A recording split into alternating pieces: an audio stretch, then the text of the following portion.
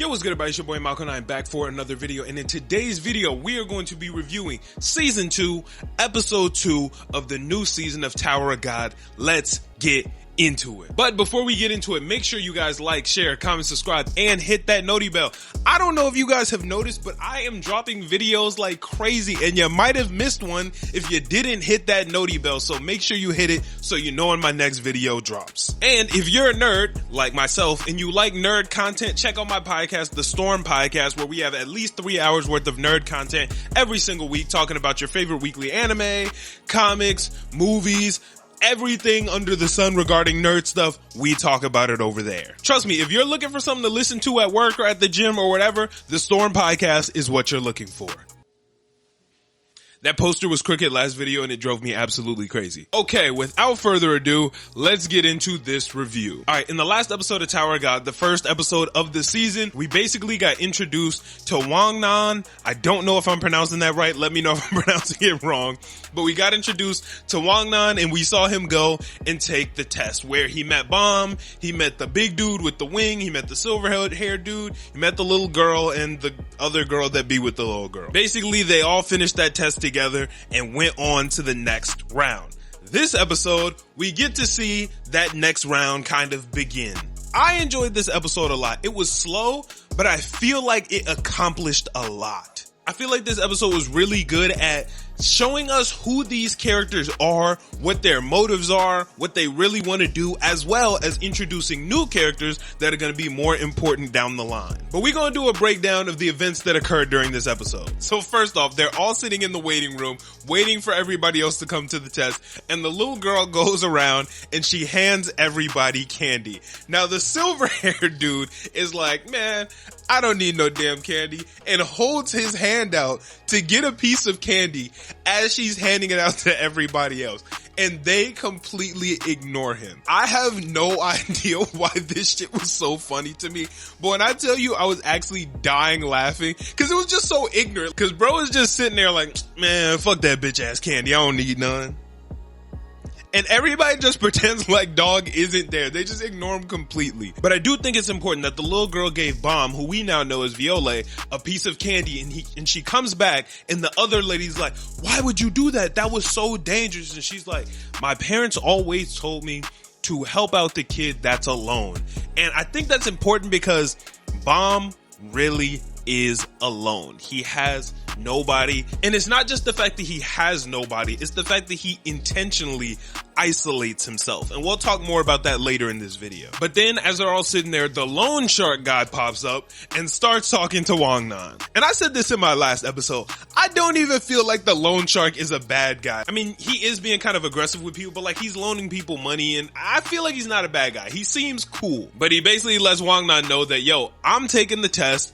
I'm also a regular. I'm trying to go up in this tower and use these opportunities for my own benefit. One, probably so when people try to run off on him, he can now go up the tower and get the loans from people he lent out. But he also has this incredible opportunity working with this rich boy who got a lot of bread, and his dad is just buying his way through the tower. And that just goes to show, even though we're in the world of Tower of God where there's magic and powers and all types of crazy shit, money still rules the world. Big bruh got the bread and that's all it takes. He's been cheating. Well, I guess technically he's not cheating. He's just buying his way through, which I don't know if that's against the rules, but he's making it happen. He has a bought team of people who are going to work with him and move through the tower with him.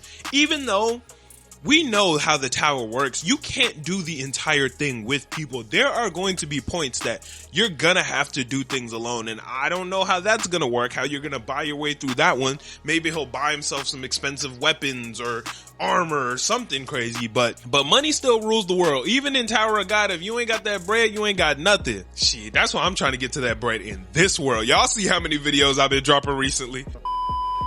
It's one thing to buy your way through the tests and work your way up. I'm not really mad at that. At the end of the day, you gotta do what you gotta do. But this dude is just an annoying little shit, bro. Like, I feel like there are ways to be rich and do certain things without being a dickhead about it. He's just a hoe. He's got this girl and he's basically treating her like a slave, and he's a dick to everybody around him. He's snooty and he's weird, and he's like, hey, let's make a bet, blah, blah, blah. Like, I don't know. I just don't fuck with bro. He's just a dick to me. But then we find out what the second test is going to be, and it is a test of power. You walk up, you hit the orb, and it tells you how much power output you have. And Wangnan is pissed because he's not that strong. He's got a lot of things going for him, I believe, but strength, not one of them. He takes his test and he scores pretty low. I think the only people who scored lower than him was the little girl and the other girl that's with the little girl. That just goes to show you that he ain't built for this shit. But then everybody starts betting like, yo, who's gonna come out on top? The rich dude's talking to the girl and he's like, yo, if you come out on top, then I'll give you your freedom. And that's when we find out that she is from one of the 10 great families. We don't really know what that means yet, but I feel like we can kind of assume that it's just a lot of legendary status and power that comes with that. But even though she's from the 10 great families, she doesn't have a lot of control at all. She kind of reminds me of Noelle from Black Clover in a way, how she's nobility, she's got all these great things, but she doesn't really know what to do with it. And I'm sure once she figures it out, she's going to be OP as fuck, because she walked up to the little orb, slipped and fell, and still scored high as hell. I think she ended up coming in 4th place out of everybody. Honestly, it might have even been 3rd. She either came in 3rd or 4th, which is impressive as fuck. But she won her freedom back. The other guy walked up, he did his shit, and her freedom was gone pretty quickly. And everybody talking all this hot shit until Silverhair Buddy is like, y'all doing all this talking, but him right there, that boy Bomb, he is the strongest regular in this bitch. Y'all are wasting your time. And Bomb walks up and smokes that bitch. Dog scored over 100,000. And let's be honest, we don't even know how much that means, but I know nobody came close to it. But it gets interesting because the ranker lets them know that Bomb now has to pick his team. And this is where the episode really started to shine for me, because that boy Wangnan was like, hey, fuck all that other shit. I am not going outside. I made a decision that I'm going to climb this tower, and if I don't do it, they're going to take my skin and bones. I'm going to have nothing left. I have to climb this bitch right now. And he stands up and he gives the speech of a lifetime. He's like, yo, let me introduce myself. I'm Ja Wangnan. If you need somebody who can sing and dance, I'm him. If you want somebody that look good, I'm him. If you want somebody who gonna follow directions and help you up through this tower and do whatever the fuck it takes, no matter what, I'ma get it done. And everybody starts looking at him. It's like, you're a hoe, blah, blah, blah. And he's like, y'all can call me a hoe. I'm climbing this bitch. Because even though we're just now meeting him, it shows his dedication. It shows that he's willing to do whatever it takes to make it to the top. It shows that he doesn't have room for all the pride and ego and all that other stuff that'll weigh you down. He's willing to let go of all of that to reach his goals and reach his dreams. And I think that is so important, and it really makes me respect him as a character. Even though he's not that powerful, this was his opportunity to show us as viewers that he is worth something, that he is going to be a vital part of this story. And the big dude with the wing walked up, was like, yo, I humbly want to ask you, can you bring me too? Everybody is kind of like taking pages out of Ja's book at this point. And then once again, the silver hair dude is on some crazy shit, because he's like, yo, I gotta meet my daughter, bro. Please let me go. And Wangnan's like, bro, he's capped. The little girl walks up. He's like, yeah, that's my daughter. Her right there. Silverhead dude is on his way to be my favorite character this season, cause dog is fucking hilarious. But once again, for the second time this episode, we get to see Bomb's trauma, his scarredness, all his emotional baggage that he kind of has, cause he explains, I'm gonna do this alone. I don't need anybody. I don't want anybody. I'm strong as fuck, and y'all aren't good enough to be around me. I'm gonna do this shit alone. And it's pretty easily to assume at this point that Bomb has done all of this, climbing from the bottom of the tower all the way up to floor 20 by himself. There has been nobody around to help him. There's been nobody to backpack him, or no one for him to backpack. Rachel pushed him off, and now he don't really trust nobody. Obviously, we can assume as this season goes on, he'll learn how to trust people, because that's how anime works. But right now, he doesn't trust anyone. Oh, and the ranker makes him a deal. He's like, yo, you do need to bring people, but if you beat me in this little challenge we're setting up, I'll let you go by yourself. At the end of the episode, we kind of found out that this little test that the ranker's setting up is going to be some hoe shit because he's trying to take down Fug. He don't fuck with none of that shit. Because Bomb explains that, yo, this is not fake. I am from Fug, and my goal is to take down Jihad and fuck this tower up. I don't remember exactly what he said, but he said, I'm a Fug death slayer or some crazy shit like that. I was like, damn, this dude Bomb not playing around no more. And what I think is probably important at the end of the episode was Ja had lost his ring, and Bomb found it, was like, yo, you lost this. You need to keep up with this. And Ja is basically trying to like tell Bomb like, yo, that's not mine. I bought it. It doesn't matter, whatever. But Bomb knows that he is with Jihad. That is Jihad's symbol on that ring. And I don't know where it's going to go from there.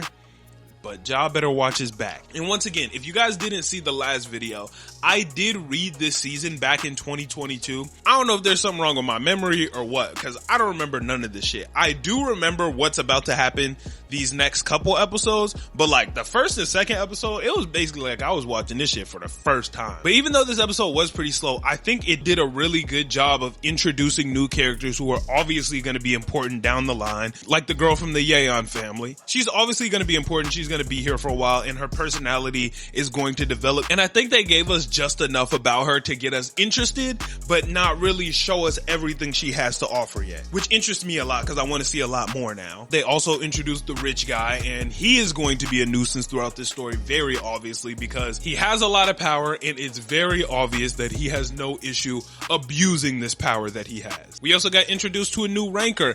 I like how in Tower of God, these rankers actually matter. They have depth and they push the story along. I think it would have been pretty easy for the writer to put in proctors that just give the test and don't do much else. But so far, pretty much all the rankers we've seen have contributed pretty greatly to the actual show, whether that's Leroro or the new guy we just saw or the black dude with the red hair. All the rankers are pretty impactful, I would say. And I think this one is going to play a really big role because at the end of the episode, we see how anti-Fug he is. This little bet he got set up with Bomb is clearly trying to take Bomb down.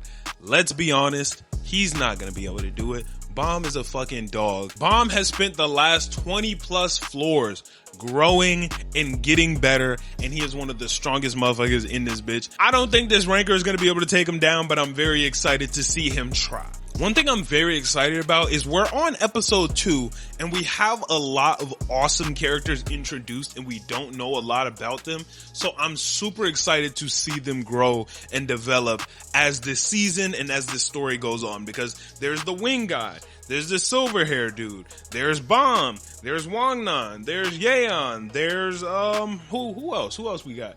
I don't really care about the little girl, and I don't really care about the other girl that's with the little girl. The rich dude, I don't really want to see him develop. I kind of just want to see him get defeated. I don't think they're going to develop the lone shark buddy that much. It'd be cool if they did, but I don't think they will. But we got a lot of cool characters in this bitch. And we have a lot of cool characters that we left back in season 1 that we're going to have to learn more about. We got to find out what's going on with Rachel and Kun and Rock and Hots and Anak and everybody in Dorsey, all the people that are over there. Hopefully, I'm praying we get to see a little bit about them this season, even if they don't have a whole story or character arc. I just want to know where they're at and what's going on and how everything's going with them, because I like them a lot. Those are some of my favorite characters and I want to see them again. Speaking of which, the one super expensive dude that's with the rich guy, they said he took down Hots. I don't know if that means Hots is gone or dead, or maybe he just took him out in a battle, but that shit kind of scared me because Hots is cool as shit to me and I don't want my boy to be gone. But overall, I really enjoyed this episode. I had a lot of fun watching it and it made me even more excited for next week's episode. And it kind of makes me want to pick up the Webtoon again, if I'm being honest with you. Cause I read a good portion of it, but I didn't even read a fraction of how much the actual Webtoon is. And I kind of want to read this season over to refresh myself, but I'm probably going to end up just watching it like the anime. Also, a response to one of the questions that I asked last week is, I was wondering why Bomb would be against Jihad, since he has so many friends that are with Jihad. You know, Endorsi is a princess of Jihad. The girl who gave him the Black March is a princess of Jihad. Anak is a princess of Jihad in a way. So I was like, why would Bomb have beef with Jihad? But someone in the comment section was like, it's not that Bomb would have beef with Jihad. Jihad is the king of the tower and Bomb is an irregular. And it said that irregulars are going to bring chaos and calamity to the tower. It's not that Bomb has beef with Jihad. Jihad probably has beef with Bomb. So even though Bomb is acting hard and like he really does want to kill Jihad, I think there's something deeper than that going on. I don't think that Bomb really has a reason to want to kill Jihad or take him out, outside of maybe potentially just wanting to take the tower down all in itself, since the tower has caused so many people so much pain. Maybe Bomb just wants to get rid of the tower altogether. But I don't feel like the reason that Bomb is in Fug is personal. I feel like it's either a strategic thing or it's just about the fact that they're going after him and he joined Fug because it was the most efficient way to save himself. That's my prediction. I don't really know, but I feel like that may be the case. But overall, I have nothing but good things to say about this episode. If I had to give season 2, episode 2 or Tower of God a rating out of 10, I'm gonna give it a 9. This episode was great. I don't know what could have got it to that 10 spot, but I enjoyed it a lot. I think we got a lot out of these characters. We got a lot out of the story, and it got me excited for the next episode. And in the comments, let me know what you guys thought of this episode. Let me know what you liked. Let me know what you didn't like. Let me know your rating out of 10 because I would love to hear it. But thank you guys so much for watching this video. Once again, like, share, comment, and subscribe, and hit that noti bell because I got even more videos coming. Honestly, I might record a video right now after this. I gotta see what my schedule's looking like for the day, but thank you guys so much for watching this video, and I will catch you guys in the next one. I'm out. Peace.